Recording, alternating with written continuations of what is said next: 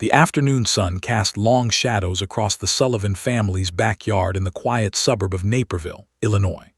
It was one of those perfect June days where the air smelled of freshly cut grass and neighbors waved from their porches. Sarah Sullivan hummed softly as she hung wet clothes on the line, occasionally glancing through the kitchen window where her 3-year-old daughter, Emma, sat on the living room floor surrounded by her favorite dolls. "Mommy, look," Emma had called out moments earlier, holding up a doll with bright yellow hair. "Princess having tea party." "That's beautiful, sweetie," Sarah had replied, smiling at her daughter's imagination. "I'll be right back. Stay inside, okay?" "Okay, Mommy." Those were the last words Sarah would hear from her daughter for a very long time. Sarah clipped the final towel to the line and wiped her damp hands on her jeans. The whole task had taken maybe 15 minutes, 20 at most. She grabbed the empty laundry basket and walked back toward the house, already thinking about starting dinner. Tom would be home from work in an hour, and Emma loved helping her make spaghetti, even if most of the sauce ended up on her face. But when Sarah stepped through the back door, the house felt different, too quiet. "Emma," she called, setting the basket down. "Baby, where are you?" Silence. The living room was exactly as it had been, dolls scattered across the carpet, a half-empty juice box on the coffee table, the television playing a colorful cartoon show. But Emma wasn't there. "Emma, this isn't funny." Sarah's voice rose slightly as she checked behind the couch, Emma's favorite hiding spot during their games of hide-and-seek. "Nothing." She rushed to the bathroom. Empty. Emma's bedroom empty. The spare room, the closets, even inside the cabinets where a toddler couldn't possibly fit. Nothing. Sarah's heart began hammering against her ribs. She ran to the front door, locked just as she'd left it. The back door was the only exit, and she'd been right there the entire time. Emma couldn't have gotten past her, could she? "Emma!" Sarah's scream shattered the peaceful afternoon. She bolted outside, her eyes scanning the yard frantically. "Emma, where are you?" Mrs. Henderson, their 72-year-old neighbor, looked up from her garden, concern creasing her weathered face. "Sarah, what's wrong?" "Emma's gone. I can't find her." Sarah's voice cracked as panic seized her throat. "She was just inside. I was only outside for 15 minutes. Within seconds, Mrs. Henderson was on her phone, calling 911 while rushing toward the Sullivan house. Mr. Patterson from 2 doors down heard the commotion and came running. Then the Chens from across the street. Soon, 8 neighbors were searching the property, calling Emma's name, their voices growing more desperate with each passing minute. Sarah felt like she was drowning. Her vision tunneled, her hands shook violently. This couldn't be happening.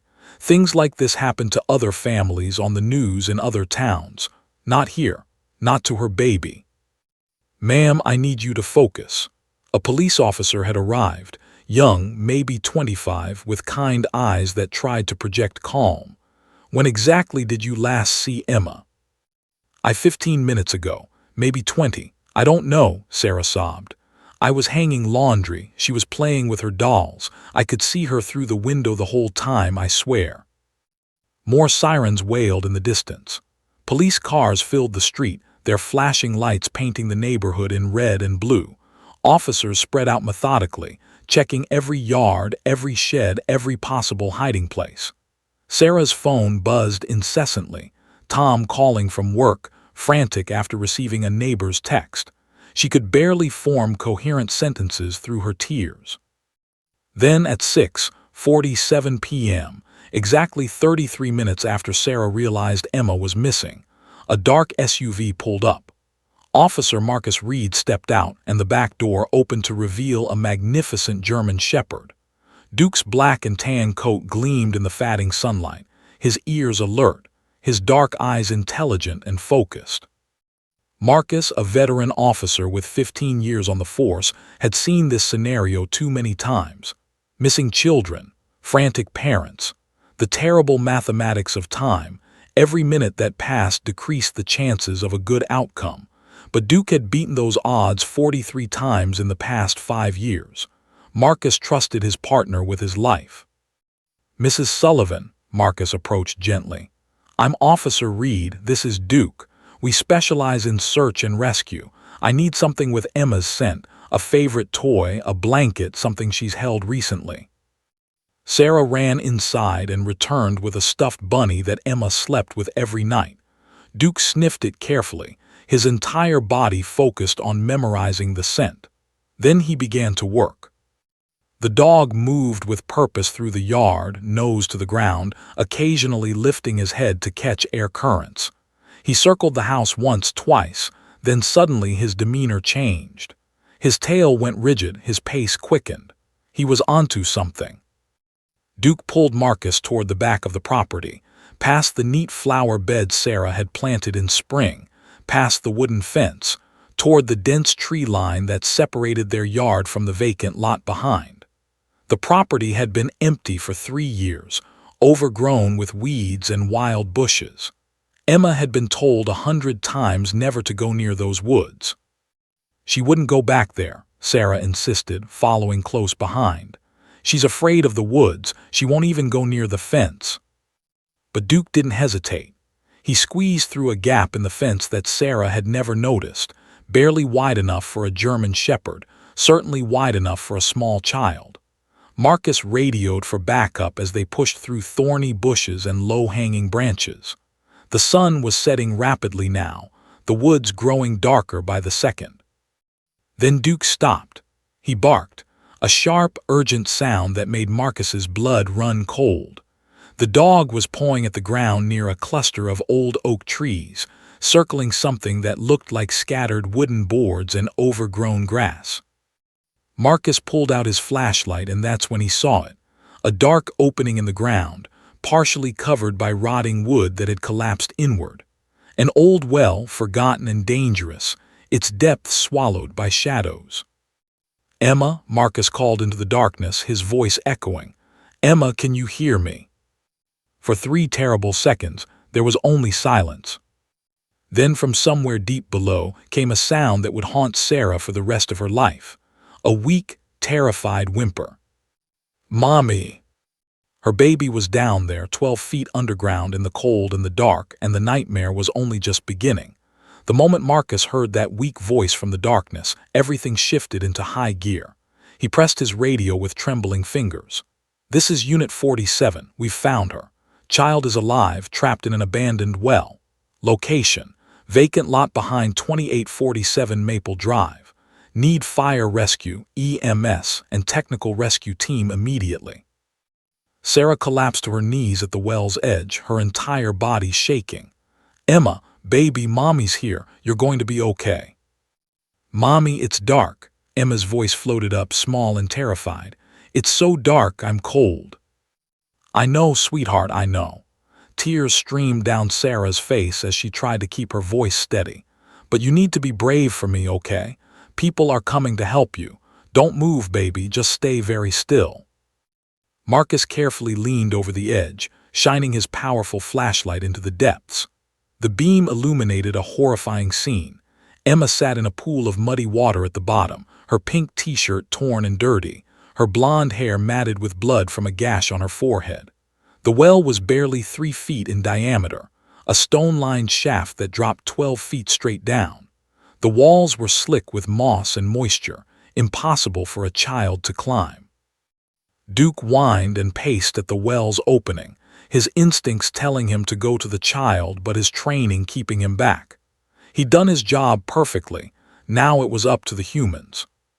Within 7 minutes, the quiet woods erupted with activity. Fire trucks, ambulances, and police vehicles filled every available space.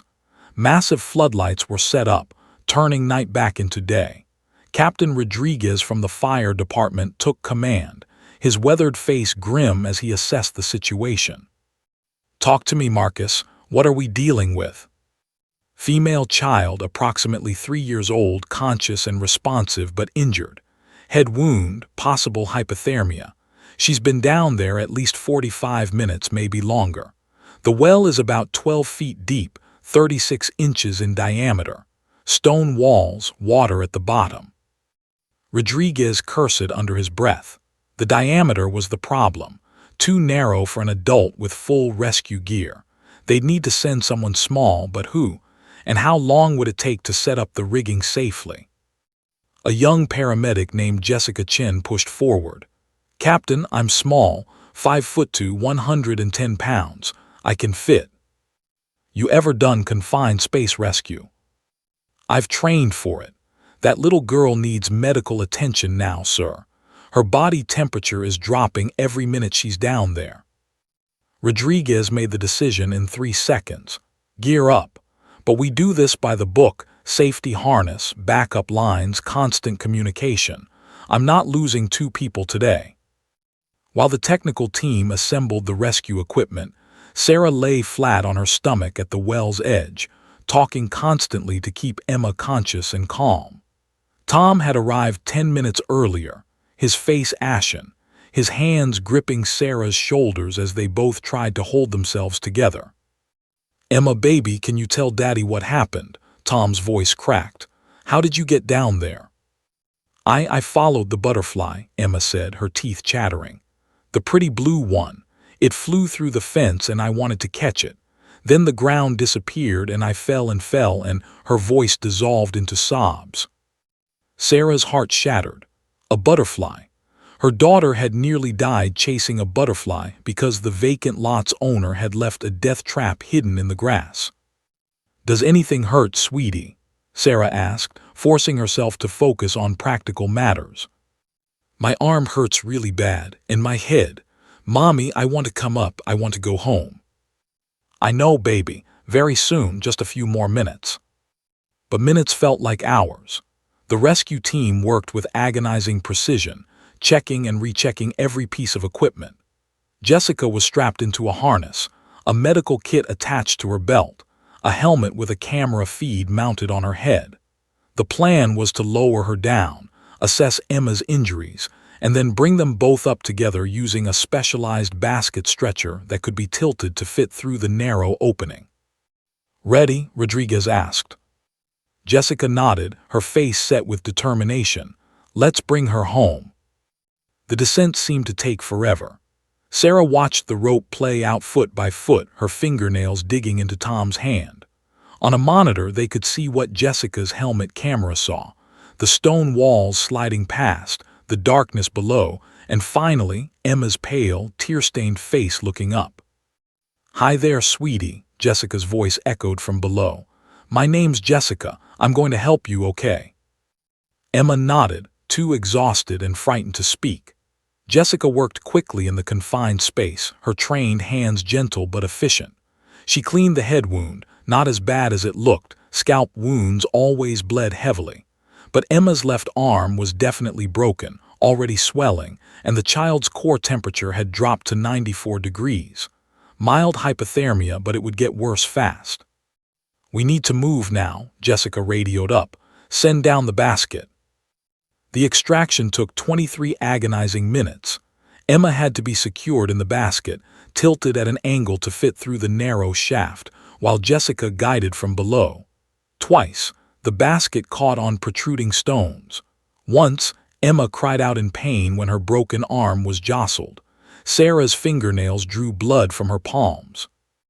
Then finally, gloriously, the basket reached the top. A dozen hands reached for it, lifting Emma out into the blazing light. Sarah grabbed her daughter, wrapping her in a thermal blanket, her body racked with sobs. Emma's skin was ice cold, her lips tinged blue, but she was alive. She was alive. The ambulance ride to Chicago Memorial Hospital was a blur. Paramedics worked over Emma, starting an IV, monitoring vitals, warming her slowly with heated blankets. Sarah held Emma's good hand the entire time, whispering prayers and promises and apologies. At the hospital, doctors swarmed.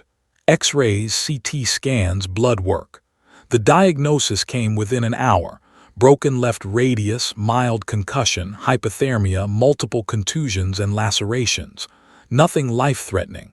She would heal. But as the night wore on and the adrenaline faded, Sarah began to notice something wrong. Emma had spoken at the well, calling for her mother, answering questions. But now, as nurses tried to talk to her, as doctors asked if anything hurt, Emma just stared. Her mouth would open, then close. No words came out. "Sweetheart, do you need anything?" Sarah asked gently. "Are you thirsty? Does your arm hurt?" Emma's blue eyes looked at her mother with such profound sadness that Sarah felt her chest constrict. The little girl nodded, then shook her head, then just turned away, tears sliding silently down her cheeks. Dr. Patel, the attending physician, pulled Sarah and Tom aside. His expression was grave. "The physical injuries will heal, but what Emma experienced down there, the fall, the darkness, the fear, the isolation, that kind of trauma can have profound psychological effects, especially in someone so young. We have a child psychologist on staff. I'd like her to evaluate Emma tomorrow." Sarah's voice was barely a whisper. "Will she be okay?" Dr. Patel hesitated, and in that hesitation, Sarah felt the foundation of her world crack. "We'll do everything we can," he said. That night, Emma Sullivan slept in a hospital bed, her broken arm in a cast, her stuffed bunny clutched in her good hand. But when she cried out in her nightmares, and she did over and over, no screams emerged. Only silence broken by gasping breaths and the steady beep of monitors. Her voice had fallen into that well and hadn't come back up for months. 123 days of silence that felt like an eternity. Emma Sullivan's bedroom walls were covered with colorful drawings, butterflies, flowers, rainbows, created in the art therapy sessions that Dr. Rachel Chen conducted twice a week. But the little girl who once narrated entire stories about princesses and dragons now communicated only through nods, head shakes, and those devastating drawings that revealed the darkness still trapped inside her mind. Sarah sat on the edge of Emma's bed at 3:00 a.m., the same position she'd occupied every night since the accident. Emma had woken again, her small body drenched in sweat, her mouth open in a silent scream that never made a sound. The nightmares were always the same: falling, darkness, cold water rising, calling for help that never came. "SHH, baby, mommy's here," Sarah whispered, rocking her daughter. "You're safe, you're home." Emma's eyes were wide with terror, her tiny chest heaving. She gripped Sarah's shirt so tightly her knuckles turned white. Sarah felt the wetness of fresh tears on her own cheeks. She couldn't remember the last time she'd gone a full day without crying. Tom stood in the doorway, his silhouette backlit by the hallway light. The strain was visible on his face, the dark circles under his eyes, the weight he'd lost, the gray hairs that seemed to multiply daily. Their marriage was fracturing under the pressure. They'd stopped talking about anything except Emma's appointments and treatments. The joy had been sucked from their home, replaced by a suffocating anxiety that colored every moment. "Did she eat today?" Tom asked quietly. Sarah shook her head. 3 bites of toast, that's it." Emma had lost 7 pounds, a devastating amount for a child who'd only weighed 32 pounds to begin with. She refused most foods, barely slept, and flinched at sudden movements. The physical wounds had healed, the cast had come off her arm, but the invisible injuries ran deeper than any well. Dr. Rachel Chen had explained the diagnosis with clinical gentleness: acute traumatic stress disorder with selective mutism. Emma's young mind, overwhelmed by the terror of that afternoon, had essentially shut down her ability to speak as a protective mechanism. It wasn't that she couldn't speak. It was that some part of her brain believed speaking was dangerous, that making noise would bring back the darkness and the fear. "Will she ever talk again?" Tom had asked during one particularly devastating session. Dr. Chen had chosen her words carefully. "Children are remarkably resilient. The brain has an incredible capacity to heal, but trauma like this, it leaves scars. Some children recover fully. Others learn to live with what happened. We just have to give Emma time, support, and unconditional love." Time? They'd given her 4 months, and she seemed to be retreating further into herself rather than healing. While the Sullivan family struggled through each agonizing day, Detective Lisa Morales was building a case that would change everything. She'd been assigned to investigate the circumstances of Emma's fall, initially treating it as a tragic accident. But the more she dug, the more her instincts screamed that something was criminally wrong. The vacant lot behind the Sullivan house belonged to Riverside Properties LLC, a local real estate investment company. They'd purchased the land 3 years ago with plans to build condominiums, but the project had stalled due to permit issues. In the meantime, they'd hired a contractor named Martin Fletcher to maintain the property, cutting grass, removing debris, ensuring it remained safe and compliant with city codes. Martin Fletcher was 52 years old, ran a small contracting business, and had a history that made Morales's jaw clench with anger. Over the past decade, he'd been cited 17 times for safety violations, unsecured construction sites, missing railings, inadequate warning signs, improperly stored materials. He'd paid the fines, usually just a few $100s, and continued operating.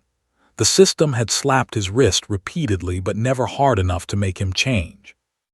The breakthrough came from Ring doorbell footage. Mrs. Henderson, the Sullivans' elderly neighbor, had a camera that faced the side of her house, capturing a partial view of the vacant lot. Morales had requested the footage, not expecting much, but what she found was damning. The video, dated 3 days before Emma's fall, showed Fletcher's white pickup truck pulling up to the lot. He'd unloaded equipment and walked toward the area where the old well was located, carrying what appeared to be wooden boards and tools. The time stamp showed he'd been there for 47 minutes. When he left, he'd loaded the same wooden boards back into his truck. Morales had examined the well site personally. The boards that had partially covered the opening, the ones that had collapsed under Emma's weight, were old and rotted. But forensic analysis revealed something crucial. They'd been removed and replaced recently. The nail holes didn't match. Someone had taken off the original covering, and the replacement had been inadequate and dangerous. She tracked down Fletcher at a job site in neighboring Aurora. He was a large man, weathered and rough around the edges, with hands calloused from decades of manual labor. When Morales showed him the footage and asked about his visit to the vacant lot, his face went pale. "Look, I was supposed to secure that old well," he admitted, wiping sweat from his forehead. The property owner had gotten a notice from the city about it being a hazard. I went there to fix it up proper, but the boards I brought weren't the right size. I figured I'd come back the next day with better materials. "And did you?" Morales asked, her voice cold. Fletcher looked at his boots. I forgot. I had another job and then another, and it just slipped my mind. I didn't know a kid would. I never thought." "You forgot." Morales's voice dripped with contempt. "You left a 12-foot death trap exposed in a residential neighborhood, and you forgot to fix it." "It was an accident. I didn't mean for anyone to get hurt." "Your negligence almost killed a 3-year-old girl. She fell 12 feet, broke her arm, nearly died from hypothermia, and now she can't speak. She hasn't said a word in 4 months because of your incompetence." Fletcher's hands shook, but Morales wasn't finished. She'd subpoenaed his phone records and found something even more damning: text messages from the property management company. July 15, 3:42 p.m. Martin City Inspector came by. "That old well is a liability, needs to be properly sealed ASAP. This is urgent." July 16, 10:23 a.m. "Did you get to the well yet? We could get sued if someone gets hurt." July 17, 9:15 a.m. "Martin, respond please. This is the 3rd message about the well." Fletcher had read every message. He'd responded to the last one with "I'll handle it today," and then he'd done nothing. Morales brought her findings to District Attorney Amanda Torres, a sharp prosecutor known for her fierce advocacy for victims. Torres reviewed the evidence with growing fury: the safety violation history, the video footage, the text messages, the medical reports detailing Emma's injuries and psychological trauma. "This isn't just negligence," Torres said, slamming the file on her desk. This is criminal recklessness. He knew about the hazard, was specifically warned multiple times, and chose to ignore it. A child nearly died because he couldn't be bothered to do his job. "Can we prosecute?" Morales asked. Tor's eyes blazed with determination. "Oh, we're going to do more than prosecute. We're going to make sure Martin Fletcher faces every consequence of his actions. File charges for criminal negligence and reckless endangerment. Let's send a message that you can't gamble with children's lives." When Sarah and Tom received the call informing them that criminal charges were being filed, they sat at their kitchen table in stunned silence.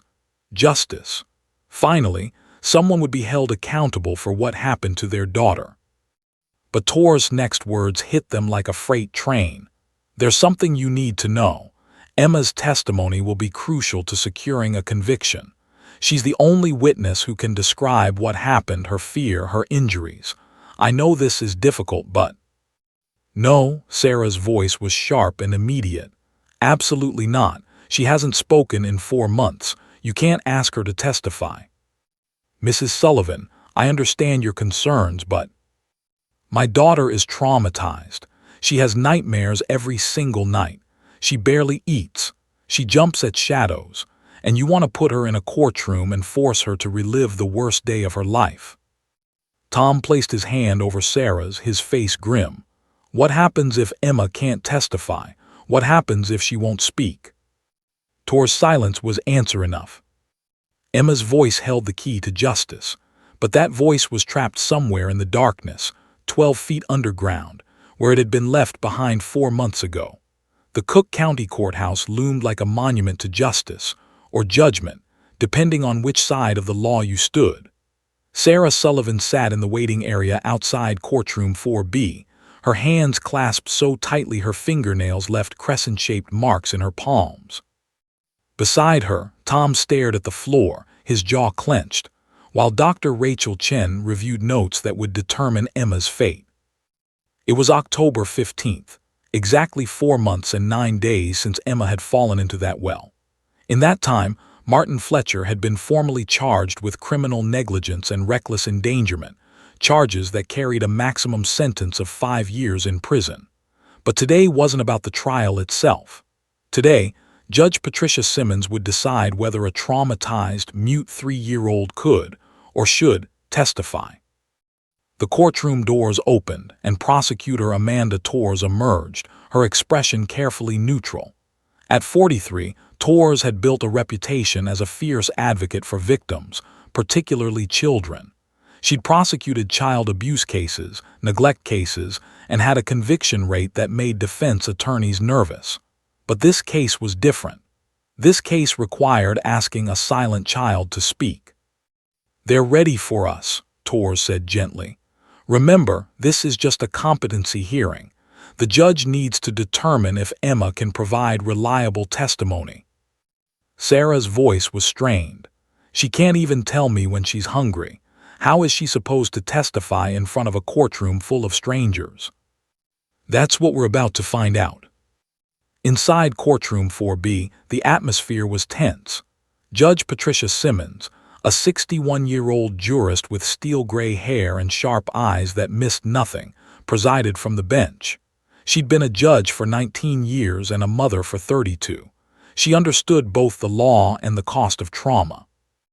Martin Fletcher sat at the defense table with his attorney, James Hartwell. Fletcher looked smaller than he had at the construction site, hunched, nervous, his expensive suit unable to hide the weight of guilt on his shoulders. Hartwell, in contrast, was confident and polished, a defense attorney known for getting clients off on technicalities. Emma sat in the front row between her parents, clutching her stuffed bunny. She was wearing a yellow dress with white flowers. Sarah had let her pick it out, and her blonde hair was pulled back with butterfly clips. To any observer, she looked like an ordinary preschooler. But the way she gripped that bunny, the way her eyes darted around the room, the absolute silence when other children would be fidgeting and whispering, those told a different story. "All rise," the bailiff announced. Judge Simmons took her seat and surveyed the courtroom with an expression that revealed nothing. This is a competency hearing to determine whether Emma Sullivan, age 3 years and 7 months, can provide testimony in the case of the People versus Martin Fletcher. Ms. Torres, you may proceed. Torres stood, her voice clear and professional. Your Honor, the prosecution intends to call Emma Sullivan as a witness to testify about the events of June 18th. While we acknowledge Emma's current condition, we believe that with appropriate accommodations, she can communicate what happened to her. The defendant's negligence nearly cost this child her life. Her testimony is essential to demonstrating the severity of his actions and the impact of his recklessness. Hartwell shot to his feet immediately. Your Honor, this is outrageous. The prosecution wants to parade a traumatized, nonverbal child in front of a jury for emotional impact. Emma Sullivan has not spoken a single word in over 4 months. How can she possibly provide competent testimony? This is a transparent attempt to bias the jury with sympathy rather than facts. Judge Simmons raised her hand for silence. Mr. Hartwell, I'll hear your arguments shortly. Ms. Torres, what accommodations are you proposing? We request a closed courtroom with only essential personnel present during Emma's testimony. We also request that Dr. Rachel Chen, Emma's therapist, be allowed to sit with her, and that questioning be limited to simple yes or no questions that Emma can answer non-verbally through nodding or shaking her head. Hartwell scoffed. A nod is not testimony, Your Honor. How can we cross-examine a witness who won't speak? How can we assess credibility? This violates my client's Sixth Amendment right to confront his accuser. A 3-year-old who communicates through head movements is not a competent witness, regardless of how tragic her circumstances are. Your Honor, Torres countered, her voice rising with controlled passion.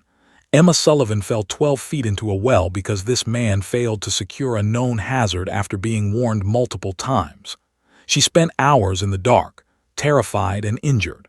The trauma she experienced is a direct result of the defendant's criminal negligence. Should she be denied justice simply because she's been too damaged to speak? The law makes accommodations for disabled witnesses, for frightened witnesses. A child who has been traumatized into silence deserves the same consideration. Judge Simmons turned her attention to Dr. Chen. Doctor, in your professional opinion, can Emma communicate reliably about what happened to her? Dr. Chen stood, her voice steady but tinged with emotion. Emma understands everything said to her. Her cognitive functions are intact. She responds appropriately to yes or no questions through nodding and shaking her head. In our therapy sessions, she communicates through drawings and play therapy. She's not mentally incompetent, she's traumatized. There's a significant difference. Can she distinguish truth from fantasy? Judge Simmons asked. Yes, absolutely. Emma's memories of the incident are clear and consistent. She's depicted the fall, the well, and her rescue in numerous drawings. Her fear is real, but her recall is accurate. Hartwell jumped back in. Your Honor, I have case law from Thompson v. State and Martinez v. Commonwealth where courts ruled that nonverbal witnesses under age 5 were deemed incompetent specifically because their testimony could not be adequately cross-examined. This is established precedent. Those cases involved witnesses who were nonverbal due to developmental disabilities. Torres shot back. Emma's mutism is situational and trauma-induced. Moreover, in Roberts v. Indiana, the court allowed a 6-year-old assault victim to testify through written responses. The principle is the same. Judge Simmons held up her hand again. I'd like to speak with Emma myself, in chambers with only the parents, Dr. Chen, and counsel present. 10 minutes later, they assembled in Judge Simmons's private chambers. The room was less intimidating than the courtroom. Bookshelves lined the walls, family photos sat on the desk, and a small couch occupied one corner. Emma sat between her parents, still clutching her bunny. Judge Simmons removed her robe and sat in a regular chair across from Emma, making herself less imposing. Her voice was gentle, grandmotherly. Hi, Emma. My name is Patricia, but most people call me Judge Simmons. Do you know why you're here today?" Emma looked at her mother, then back at the judge and nodded slowly. "Good, I'm going to ask you some questions, and all you have to do is nod for yes or shake your head for no. Okay." Another nod. "Is your name Emma Sullivan?" Nod. "Are you 3 years old?" Nod. "Do you have a pet dinosaur that lives in your house?" Emma's lips curved slightly, almost a smile, and she shook her head. Judge Simmons smiled back. "Just checking if you were paying attention. Emma, do you remember falling into a well?" Emma's expression changed instantly. The almost smile vanished. Her grip on the bunny tightened. Her eyes filled with tears, but she nodded. "Were you scared?" Another nod, more vigorous this time. A tear slipped down Emma's cheek. "Did someone help you get out?" Nod. Judge Simmons leaned back, studying the small child before her. Emma was clearly capable of understanding and responding, but the terror in those eyes was unmistakable. This was a child carrying a burden no 3-year-old should bear. "Your Honor," Sarah spoke up, her voice breaking, "please don't make her do this. She's just starting to sleep a few hours a night without nightmares. Putting her on a witness stand will destroy the little progress she's made. I'm begging you." Tom added, "There must be other evidence. The video footage, the text messages, the inspector's reports. Why does it have to be Emma?" Hartwell interjected, "Because the prosecution knows that putting a crying child in front of a jury, speaking or not, will guarantee a conviction based on emotion rather than law. It's manipulative and prejudicial." Judge Simmons stood and walked to her window, looking out at the Chicago skyline. She'd been a mother before she'd been a judge. Her own daughter was 32 now, but she still remembered when she'd been 3, the innocent questions, the boundless energy, the absolute trust in her parents to keep her safe. "Here's my ruling," Judge Simmons said, turning back to face them. "Emma Sullivan is competent to testify. However, I'm imposing strict conditions. The courtroom will be closed to the public. Only the jury, counsel, essential court staff, and Emma's parents may be present. Dr. Chen will sit with Emma. Questioning will be limited to 10 minutes maximum." And she looked directly at Hartwell. "Cross-examination will be restricted to clarifying questions only.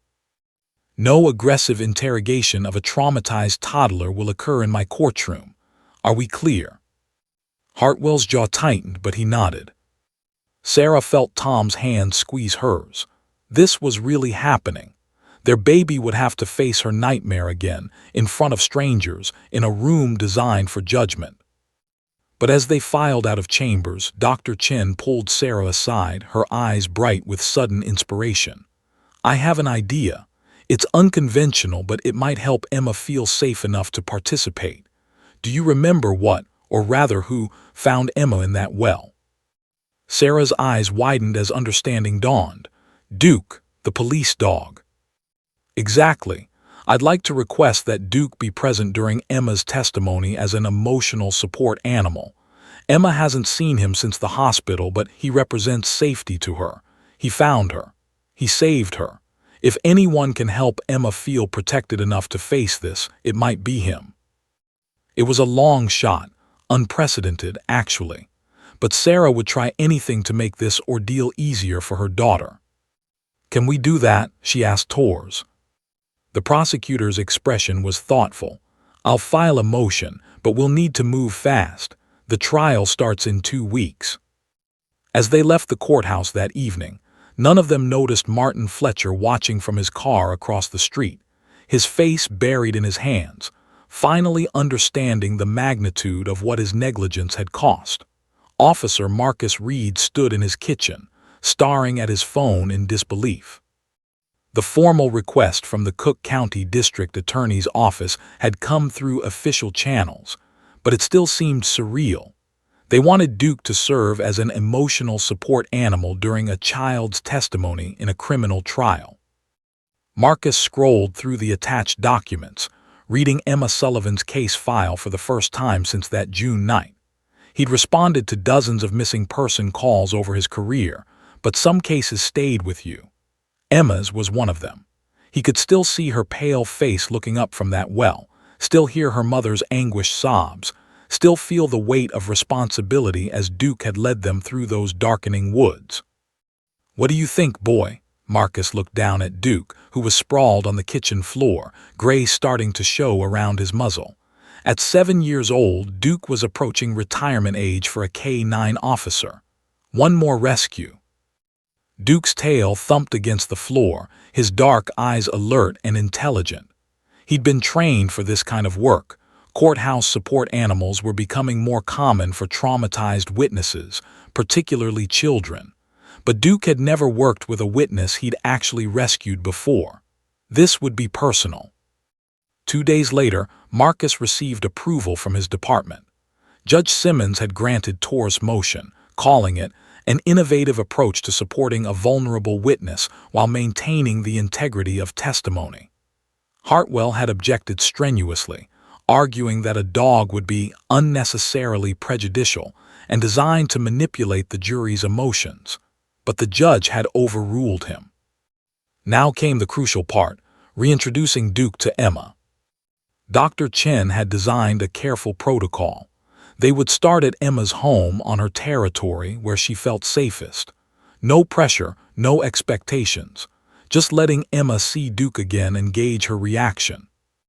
When Marcus's SUV pulled up to the Sullivan house on a crisp October afternoon, Sarah watched from the window, her stomach in knots. Emma was in her usual spot, behind the living room couch, surrounded by her drawings. She'd been there all morning, using crayons to create another picture of the well. Dr. Chen said the repetitive drawing was Emma's way of processing trauma, but watching her daughter draw that dark hole over and over again broke Sarah's heart. "Emma, sweetie," Sarah called gently. "Someone's here to see you, someone special." Emma peered around the couch, her blue eyes wary. She'd been suspicious of visitors ever since the accident. Too many doctors, too many therapists, too many people asking questions she couldn't answer. Marcus entered through the front door and Duke walked calmly beside him, his official K-9 vest visible. The dog's posture was relaxed but attentive, his ears forward, his movements controlled and gentle. Emma saw Duke and froze. For a long moment, nobody moved. Sarah held her breath. Tom stood in the doorway, ready to intervene if Emma panicked. Dr. Chen observed quietly, noting every micro-expression on Emma's face. Then something remarkable happened. Emma's eyes widened, not with fear but with recognition. Her mouth opened slightly. She took one hesitant step forward, then another. Her stuffed bunny slipped from her hands and fell to the floor, forgotten. Duke remained perfectly still, his training overriding his natural impulse to greet her enthusiastically. He'd been taught to let trauma victims approach at their own pace, to be a stable, non-threatening presence. Emma took 3 more steps, closing the distance to about 6 feet. She stopped, her small body trembling. Marcus could see the internal war playing out on her face, the desire to approach battling against the fear that had controlled her life for 4 months. "It's okay," Marcus said softly. "Duke remembers you. He's been waiting to see you again." At the sound of Marcus's voice, Duke's tail began to wag slowly, a gentle metronome of reassurance. He made a soft whuffing sound, not a bark, just a quiet vocalization that said, "I'm here, I'm friendly, you're safe." Emma took another step, then another. She was 3 feet away now, close enough to touch him but still hesitant. Her hand reached out, fingers extended then pulled back, reached out again. "He won't hurt you, baby," Sarah whispered, tears already streaming down her face. "He's the one who found you, remember, he's a good dog." Emma's hand finally made contact with Duke's head. The moment her fingers touched his fur, something shifted in her expression. It was as if a dam had cracked, not broken but cracked, letting just a little bit of light through the darkness. Duke slowly lowered himself to the floor, making himself smaller, less intimidating. Emma dropped to her knees beside him. Her hand moved from his head to his neck, then buried itself in his thick coat. She leaned forward, pressing her face against his shoulder, and her small body began to shake with silent sobs. Duke stayed absolutely still, letting this broken child hold onto him like a lifeline. His instincts had kicked in. This was what he'd been trained for, what he'd been born for. Not just finding people, but helping them feel safe after the darkness. Sarah couldn't hold back anymore. She rushed forward and wrapped her arms around both Emma and Duke, crying into her daughter's hair. Tom joined them, and for the first time in 4 months, the Sullivan family felt like maybe, just maybe, they might survive this. Dr. Chen wiped her own eyes and began documenting. This reaction was better than she dared hope. Over the next 10 days, Marcus brought Duke to the Sullivan house every afternoon for 2 hours. They established a routine. Emma would wait by the window, watching for the SUV. When Duke arrived, she'd run to him, actually run, something she hadn't done since the accident. She'd spend the entire visit sitting with him, petting him, occasionally attempting to play by rolling a ball that Duke would gently retrieve and drop at her feet. Emma still didn't speak, but her demeanor changed dramatically when Duke was present. Her nightmares decreased. She started eating more. The constant anxiety that had shadowed her every moment seemed to lift, at least temporarily, when she was with the dog who'd saved her life. Dr. Chen began incorporating Duke into therapy sessions. She'd ask Emma questions, and Emma would respond with nods or head shakes while holding onto Duke. They practiced the kinds of questions Tors would ask in court. Simple, direct questions that required only yes or no answers. Emma, did you fall into a well? Nod. Were you scared? Nod more emphatic. Did someone help you? Nod, and her hand would tighten in Duke's fur. Was it dark down there? Nod and tears, but she didn't retreat. Duke's presence anchored her.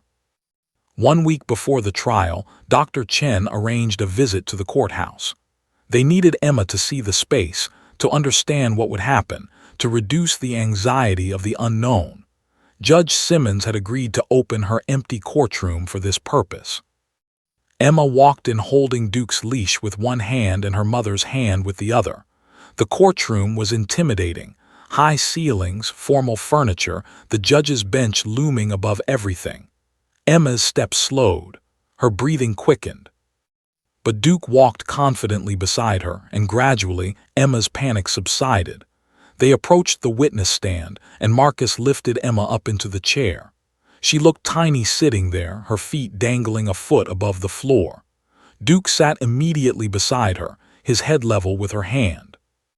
Dr. Chen stood where Tors would stand during the real testimony. Emma, can you see me okay from up there? Nod. Are you scared? Nod. Does having Duke here help you feel safer? Emma looked down at Duke. The German shepherd looked back at her with those intelligent brown eyes, and his tail wagged. Emma's hand found his head, her fingers threading through his fur. She looked back at Dr. Chen and nodded, a strong, definite nod. Good, that's very good, Emma. They practiced for 30 minutes, asking simple questions, letting Emma get comfortable with the space. As they were preparing to leave, something unexpected happened. Emma leaned down from the witness chair and wrapped her arms around Duke's neck in a tight hug. She pressed her face against his head, and her lips moved. Sarah gasped. Tom grabbed the chair for support. Dr. Chen's pen froze on her notepad. Emma was whispering something, so quiet that only Duke could hear it, but her lips were definitely forming words. She was speaking to the dog, sharing secrets with the one creature who'd been there in her darkest moment. When Emma finally pulled back, her eyes were wet but clearer than they'd been in months. Duke licked her cheek once gently, and Emma's lips curved into something that wasn't quite a smile but close. So close. As they left the courthouse that evening, Marcus felt a strange mixture of hope and apprehension. Duke had given Emma strength, had cracked through the walls of her trauma, but the trial would be different. There would be strangers watching, questions being asked. Martin Fletcher sitting just feet away. Could Duke's presence be enough to help Emma survive that? In 3 days they would find out. The trial was about to begin, and everything hung on what a silent 3-year-old and a loyal police dog could communicate without words. November 3rd dawned cold and gray over Chicago, the kind of morning where the wind cut through coats and rattled windows. Sarah Sullivan hadn't slept at all. She'd spent the night watching Emma sleep, memorizing the peaceful expression on her daughter's face, dreading the moment she'd have to wake her and explain that today was the day she'd have to face her nightmare again. The Cook County Courthouse was already buzzing with activity when they arrived at 8:30 a.m. News vans lined the street despite Judge Simmons's order that the trial be closed to the public. The story had captured local attention. Mute child to testify against negligent contractor, read the Chicago Tribune headline. Reporters shouted questions as Tom rushed Emma through a side entrance, shielding her with his body while Sarah followed close behind. Inside, the atmosphere was oppressive. Emma wore her yellow dress again, the one with white flowers, and clutched her stuffed bunny in one hand. Her other hand gripped Sarah's so tightly it hurt. Dr. Chen met them at the security checkpoint, her calm, professional demeanor a stark contrast to the chaos around them. "How is she?" Dr. Chen asked quietly. "She didn't eat breakfast, barely slept. She knows something big is happening." Sarah's voice was strained. "Is Duke here?" "Officer Reed is waiting in the witness room. He'll bring Duke in when it's time." Dr. Chen knelt to Emma's level. "Remember what we practiced, sweetheart. You're going to sit in the special chair and Duke will be right there with you. All you have to do is nod or shake your head. That's it. You're so brave." Emma's expression was unreadable, a carefully blank mask that she'd perfected over 4 months of silence. Courtroom 4B had been transformed according to Judge Simmons's orders. The gallery was empty except for 2 rows reserved for essential personnel. No cameras, no recording devices. Just the jury box filled with 12 citizens who would decide Martin Fletcher's fate, the attorneys' tables, and the imposing bench where justice would be administered. Martin Fletcher sat at the defense table looking like he'd aged a decade since his arrest. His suit was expensive but hung loosely on his frame. He'd lost weight, and the confidence he'd displayed at the preliminary hearings had evaporated. Beside him, James Hartwell reviewed notes with the focused intensity of a man who knew his case was weak, but was determined to fight anyway. Judge Patricia Simmons entered precisely at 9:00 a.m., her black robe flowing behind her, her expression stern but not unkind. "All rise. The people of the state of Illinois versus Martin Fletcher, criminal negligence and reckless endangerment. Are both sides ready to proceed?" "The prosecution is ready, Your Honor." Amanda Torres stood, her voice clear and strong. "Defense is ready," Hartwell added, though his tone suggested otherwise. "Very well. Ms. Torres, your opening statement." Torres approached the jury with measured steps. She'd prosecuted over 100 cases, but never one quite like this. Her opening statement was a masterclass in restrained emotion, presenting facts while letting the human cost speak for itself. "Ladies and gentlemen of the jury, this case is about choices.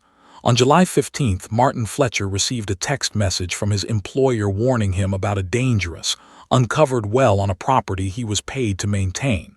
The message said it was urgent, a potential liability, someone could get hurt. Mr. Fletcher read that message. He responded, "I'll handle it today." But he didn't handle it. Not that day or the next or the day after that.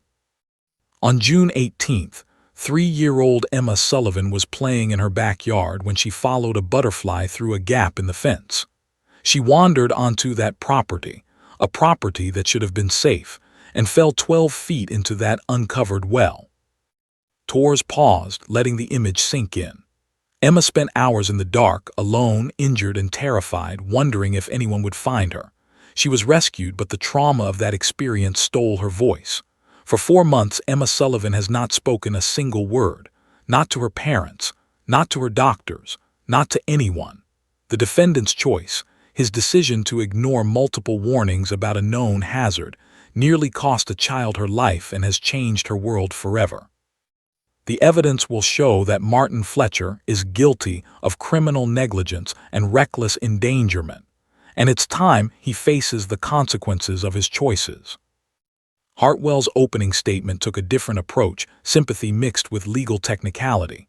My client is a working man who made a mistake, not a crime, a mistake. He forgot to return to a job site. That's not criminal, that's human. Yes, a child was injured and that's tragic, but criminal intent requires willful disregard, not simple forgetfulness. The prosecution wants you to convict Martin Fletcher because a little girl got hurt, but the law requires more than sympathy.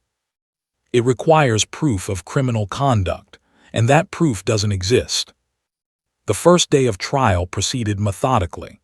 Torres called Detective Lisa Morales, who walked the jury through the investigation, the security footage, the text messages, Fletcher's history of safety violations.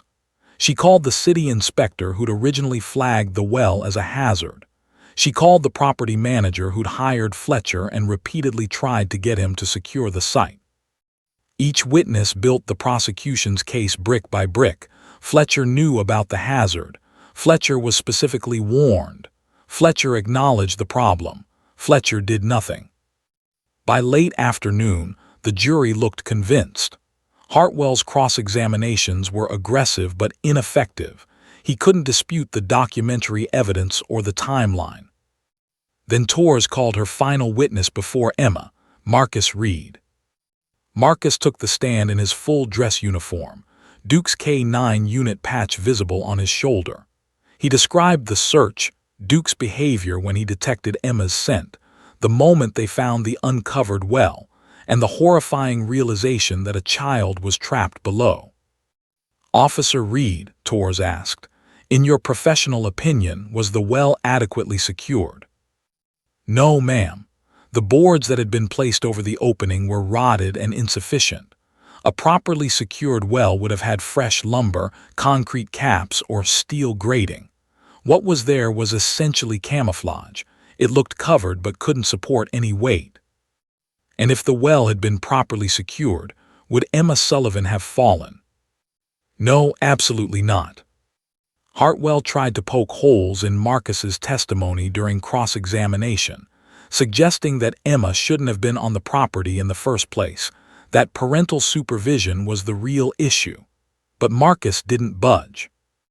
Mr. Hartwell, I've been doing search and rescue for 15 years. Kids wander. That's what kids do. It's why property owners have a legal obligation to secure hazards. That's basic premises liability and, in this case, basic human decency. Judge Simmons banged her gavel when spectators began murmuring agreement. As court adjourned for the day, Torres pulled Sarah aside. Tomorrow morning, 10:00 a.m., Emma's testimony. Are you ready? Sarah looked at her daughter, who was drawing pictures while sitting on the courthouse floor, Duke lying beside her after Marcus had brought him out for a brief visit. Emma seemed calmer with the dog nearby. Her breathing was steady, her movements less frantic. No, Sarah admitted, but we don't have a choice, do we? That night, Emma's nightmares returned with a vengeance. She woke 4 times, soundlessly screaming, her body drenched in sweat. Each time, Sarah held her and whispered promises that everything would be okay, lies that tasted bitter on her tongue. At 9:45 a.m. the next morning, they assembled in the courthouse hallway. Emma wore a blue dress this time. She'd insisted on it, pointing emphatically at it in her closet. Sarah suspected it was because Duke wore a blue vest. Emma wanted to match her protector. Marcus arrived with Duke at 9:50. The moment Emma saw the German Shepherd, her posture changed. She released her death grip on Sarah's hand and walked to Duke, pressing her face against his neck. She's ready, Dr. Chen said quietly, though she didn't sound convinced. At 10:00 a.m., Judge Simmons called the court to order. The jury filed in, their faces curious and sympathetic. Martin Fletcher stared at his hands, unable to look at the small child entering the courtroom. The prosecution calls Emma Sullivan, Torres announced. Sarah walked Emma to the witness stand, holding her hand. Marcus guided Duke to sit beside the chair. Court staff had provided a booster seat so Emma could be seen. She looked impossibly small sitting there, her feet dangling, her blue dress matching Duke's vest perfectly. Judge Simmons leaned forward, her voice gentle. "Emma, thank you for being here today. You're very brave." Emma's eyes were wide with fear, her breathing rapid. Torres approached slowly, a kind smile on her face. "Hi, Emma, I'm Amanda. I'm going to ask you some questions, and all you need to do is nod for yes or shake your head for no. Okay." Emma's hand found Duke's head, her fingers threading through his fur. She nodded once. The courtroom held its breath as Emma Sullivan's testimony was about to begin. Prosecutor Amanda Torres held a small stack of cards in her hands, each one containing a simple question approved by Dr. Chen and Judge Simmons. Nothing complicated, nothing designed to confuse or frighten, just the basic facts that a jury needed to understand what had happened to Emma Sullivan on June 18th. "Emma," Torres began, her voice as gentle as a bedtime story, "is your name Emma Sullivan?" Emma's hand tightened in Duke's fur. The courtroom was so quiet that the hum of the ventilation system seemed deafening. Emma looked at the prosecutor, then at her mother sitting in the front row, then down at Duke. The German shepherd gazed back at her with those steady, intelligent brown eyes. His tail wagged once, a slow, reassuring movement. Emma nodded. A collective exhale rippled through the jury box. It was working. She was responding. "Are you 3 years old?" Torres asked. Another nod. Emma's other hand gripped the edge of the witness box, her knuckles white. "Do you live on Maple Drive with your mommy and daddy?" Nod. Torres took a careful step closer, not wanting to invade Emma's space but needing to establish connection. "Emma, I'm going to ask you about something scary that happened. If you need to take a break, just look at your mommy and we'll stop. Okay?"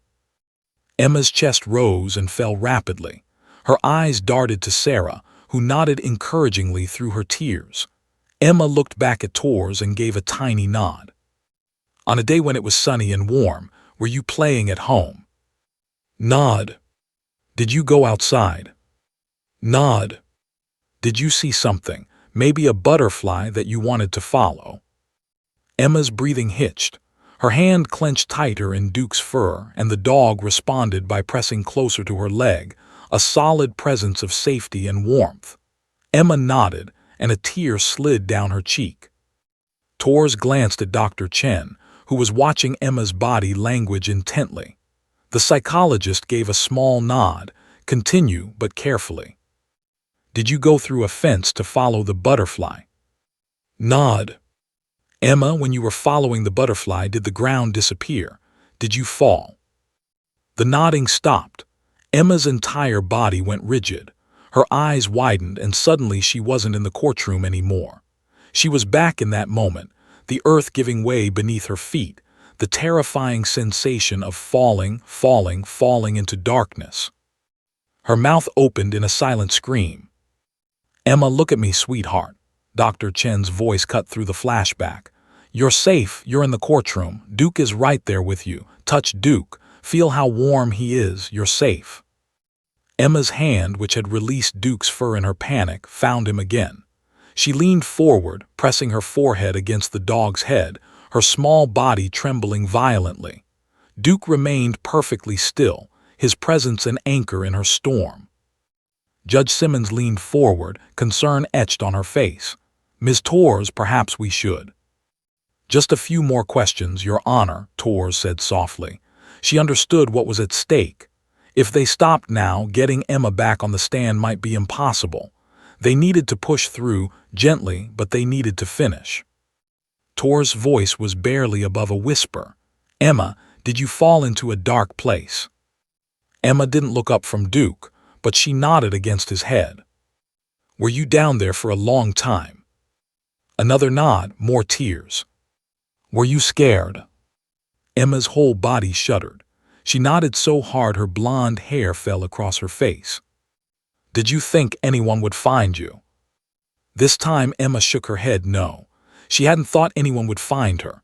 She'd been alone in the dark, cold and hurt, believing she would die there. In the jury box, 3 jurors were openly crying. Others stared at their hands, unable to watch this child's suffering. Martin Fletcher had his head in his hands, his shoulders shaking. Torres had to push forward. But someone did find you, didn't they? Emma nodded, still pressed against Duke. Emma, can you look at the dog sitting next to you right now? Slowly, Emma lifted her head. She looked at Duke, whose tail was wagging gently, whose eyes held nothing but patience and acceptance. Is this the same dog who found you in the dark? Emma stared at Duke. Something shifted in her expression, recognition, gratitude, love. She nodded emphatically. Did this dog help save you? Emma's lip trembled. Her eyes filled with fresh tears, but these were different tears. Not tears of fear, but of something deeper, something that had been trapped inside her for 4 months along with her voice. She buried her face in Duke's neck, her small arms wrapping around him as far as they could reach.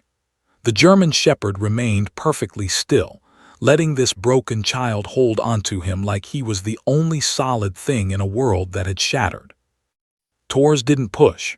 She simply stood there waiting, giving Emma space to process. The courtroom seemed suspended in time, everyone frozen, watching this moment of raw human emotion. Judge Simmons removed her glasses, wiping her eyes.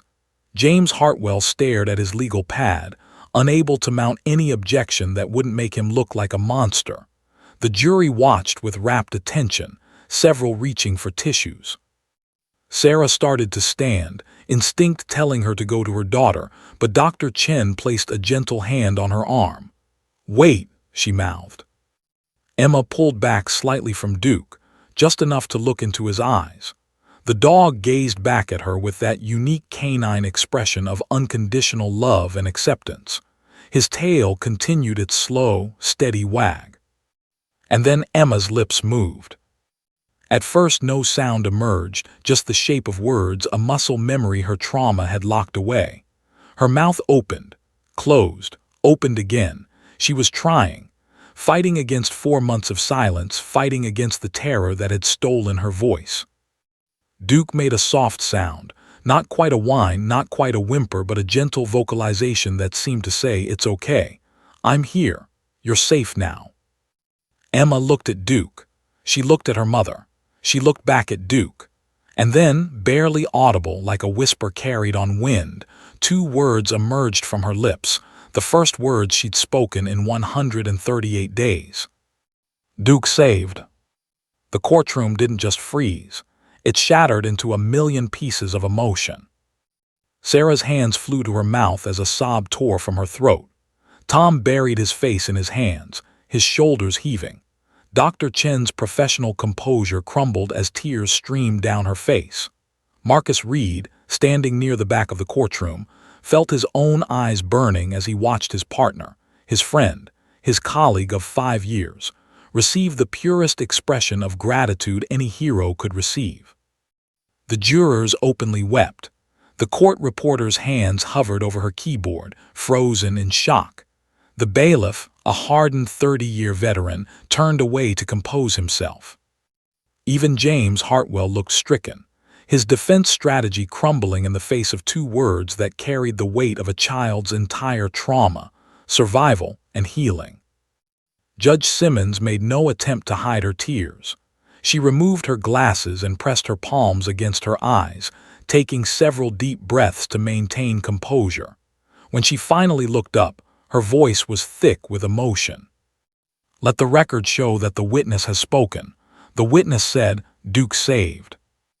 Amanda Torres had prosecuted cases for 18 years. She'd heard confessions, dramatic testimonies, shocking revelations. But nothing, absolutely nothing, had ever affected her like those 2 words from a 3-year-old child. "Emma," Torres said, her own voice breaking, "did Duke save you from the dark place?" Emma nodded, her face still pressed against Duke's neck, her fingers buried in his fur. "Thank you, Emma. You're the bravest person I've ever met. No further questions, Your Honor." Judge Simmons looked at James Hartwell. "Does the defense wish to cross-examine?" Hartwell stood slowly. Every eye in the courtroom turned to him with an expression that clearly communicated, "If you traumatize this child further, we will destroy you."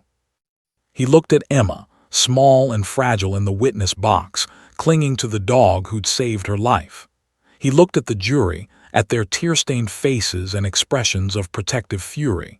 He looked at his client, who couldn't even lift his head. "No questions, Your Honor," Hartwell said quietly. "No questions." Emma had spoken.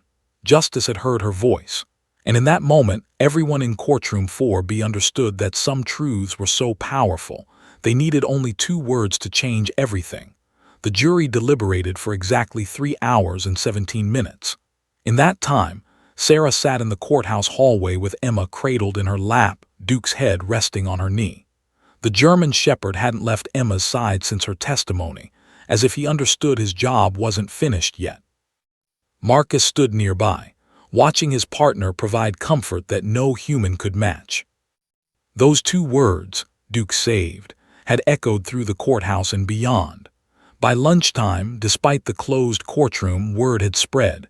Court staff whispered about it.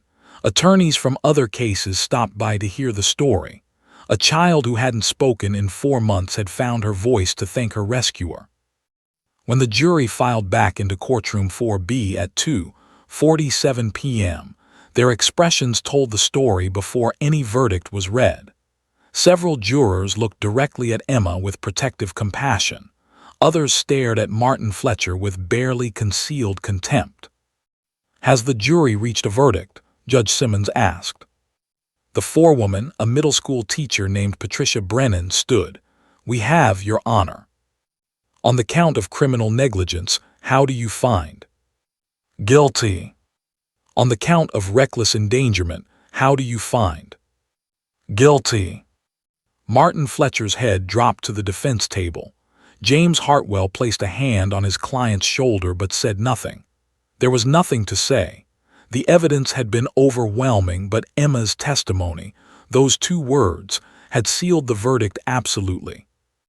Sarah felt Tom's arm wrap around her shoulders as relief and vindication flooded through her. It wouldn't undo what happened. It wouldn't erase Emma's trauma. But someone was being held accountable. That mattered. 3 weeks later, sentencing day arrived.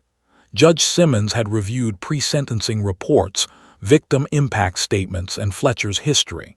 The courtroom was packed again, this time with media allowed for the sentencing phase. Fletcher stood before the bench, his expensive suit unable to hide how much he'd diminished. He'd lost his contracting business. His wife had filed for divorce. His reputation was destroyed. But none of that compared to what he'd taken from Emma Sullivan. "Mr. Fletcher," Judge Simmons began, her voice carrying the weight of judgment, "your negligence nearly cost a child her life. You were warned not once but multiple times about a known hazard. You acknowledged the warnings. You promised to fix the problem. And then you simply forgot. You forgot because that little girl's safety was less important to you than whatever else filled your schedule that day." Fletcher's attorney had submitted letters from family and former clients, painting him as a good man who made one mistake. But Judge Simmons wasn't swayed. "I've read your history, Mr. Fletcher. 17 safety violations over 10 years. 17 warnings that you treated as minor inconveniences. This wasn't one mistake. This was a pattern of negligence that finally resulted in catastrophic consequences. Emma Sullivan will carry the scars of your negligence for the rest of her life." Judge Simmons paused, looking at Sarah and Tom in the gallery, at Emma sitting between them, holding her stuffed bunny in one hand and a drawing of Duke in the other. "I hereby sentence you to 2 years in the Illinois Department of Corrections, with credit for time served. Upon release, you will serve 3 years of supervised probation. You are ordered to pay full restitution to the Sullivan family for medical expenses, therapy costs, and pain and suffering, a sum totaling $247,000. Additionally, you are permanently barred from working in any capacity that involves property maintenance, construction supervision, or safety management." Fletcher's shoulders shook as the reality of his sentence crashed over him. 2 years in prison, his career destroyed, a debt he'd never fully repay. But Judge Simmons wasn't finished. There is one more matter I wish to address. This case has shown me something profound about the power of unconventional support for trauma victims. Emma Sullivan's breakthrough came not from traditional therapy alone, but from the presence of the K-9 officer who saved her life. That gives me an idea. She looked at Marcus Reed, who stood at attention near the back. "Officer Reed, would you approach?" Marcus walked forward, Duke at his side, both moving with practiced precision. "I am issuing a judicial recommendation to the Cook County Court Administration," Judge Simmons announced. "I propose the establishment of a formal K-9 courthouse support program, with Officer Reed and Duke serving as the founding team. Traumatized witnesses, particularly children, deserve every possible accommodation to help them participate in the justice system. Let Emma's courage inspire systematic change." The courtroom erupted in applause. Sarah burst into tears, and Emma looked up at her mother with confusion until Sarah explained, "The judge wants Duke to help other children, other kids who are scared like you were. Duke is going to be a hero for lots of kids now." Emma's face transformed into the brightest smile Sarah had seen in 5 months. She looked at Duke and nodded emphatically, as if giving her approval to this plan. Over the following months, Emma's recovery accelerated. She began speaking more, first just to her parents and Dr. Chen, then to other family members. The words came slowly, carefully, like she was testing each one before releasing it into the world. But they came. Her nightmares decreased from nightly to once or twice a week. She started eating normally again. She returned to preschool, though Sarah insisted on a therapy dog program at the school, inspired, of course, by Duke. Marcus had retired Duke from active K-9 duty at age 7, which was earlier than necessary but felt right. The German Shepherd had given 15 years of service if you counted his training. He'd earned his rest. But when Marcus proposed what came next, Sarah and Tom didn't hesitate for even a second. The Sullivan family adopted Duke. The first night Duke came home to stay, Emma insisted he sleep in her room. Sarah set up a dog bed next to Emma's bed, but by morning, the 70-pound German Shepherd was curled on Emma's mattress, and the little girl was using him as a pillow, sleeping more peacefully than she had in half a year. Duke became Emma's constant companion and guardian. He walked her to the school bus. He sat with her during homework. He attended her therapy sessions. And slowly, with Duke's steady presence, Emma rebuilt the confidence that trauma had stolen. The Cook County K-9 Courthouse Support Program launched 6 months after the trial. Marcus served as director, training other K-9 teams specifically for courthouse work. The program expanded beyond Cook County. Other jurisdictions heard about Emma's story and wanted similar programs. Within 2 years, 17 counties across Illinois had courthouse support dogs. Sarah channeled her experience into advocacy. She founded the Emma Sullivan Foundation, dedicated to supporting child trauma victims and pushing for stricter property safety regulations. She testified before the state legislature, and Emma's law was passed, requiring property owners to register known hazards and face steeper penalties for negligence. Emma herself became the foundation's unofficial ambassador.